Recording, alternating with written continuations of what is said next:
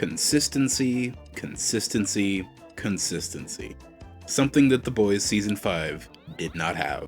And I'm not even talking about consistency with power scaling, we'll get to that soon by the way. I'm talking about how this season pretty much had no idea what it was doing half the time. The season begins and immediately the whole point of this arc is to perfect the virus and kill Homelander with it before he gets the V1, because if he does get the V1, he'll be unstoppable. And that's saying a lot because Homelander can already pretty much do whatever he wants. Keep that in mind for later. So with this established, this season has now become an all gas, no brakes, life or death scenario for the boys. But for some reason, for the entire season, everyone is acting like a fucking idiot. Now for Homelander, it makes enough sense why he doesn't just go and kill the boys immediately. It's because he's scared of the virus. Sure, whatever. But for the boys, it makes no sense why half the time they act like bumbling morons who have no idea how serious their situation is. For example, at one point, they've perfected the virus and they have a plan to kill Homelander with it while he's giving a speech at a church. For some reason, this job falls to Hughie and Annie, who is a very well-known and recognizable fugitive by now.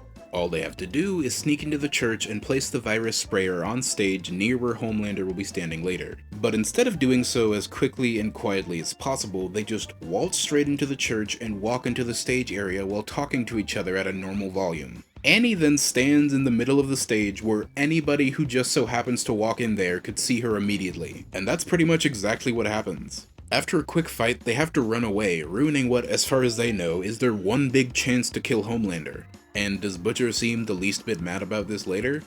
No. The boys sneak into Vought Studios to see what O-Father is doing. Why do they care about what O-Father is doing?